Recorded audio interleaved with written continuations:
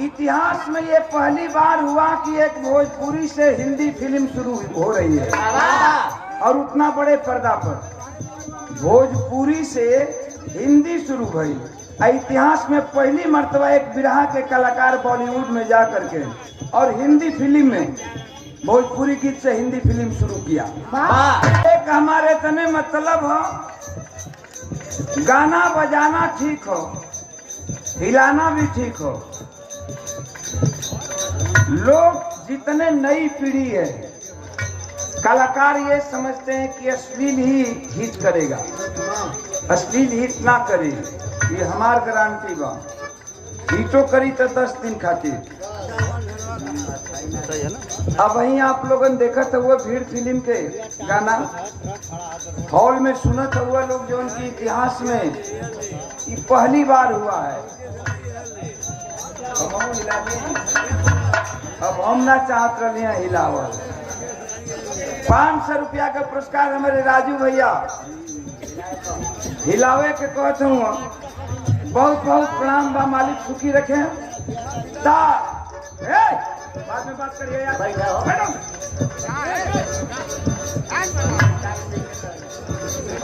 भीड़ फिल्म के गीत सुना था हॉल में देखा हूँ।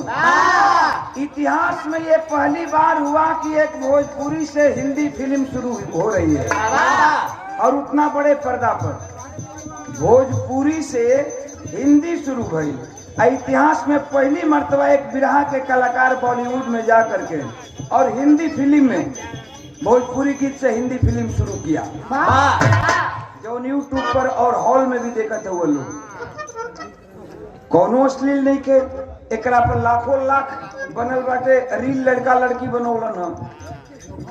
जब लड़का लड़की रील बनावत रहन ओकर मिलियन में कई मिलियन 25 मिलियन 20 मिलियन ओकर जात रहल व्यूअर। जो हम गोले बने जो आप लोगन देखत हुआ का गोले बने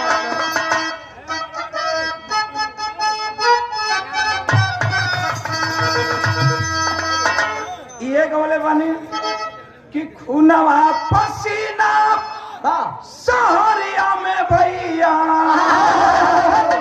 खूनवा पसीना सहरिया में भैया, कौड़ी के भाव में बिकाइल बा।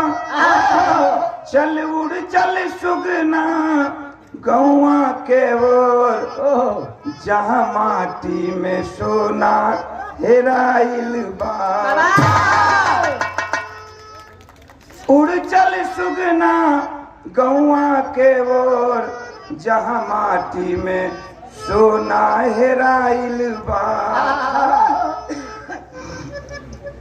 घर यज्ञनैया के सपना सजा के मशीनियों से ज्यादा दहिया खटवनी।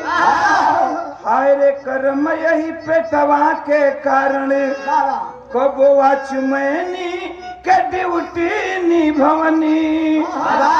भीड़ में वैसा भुला गईल जैसा,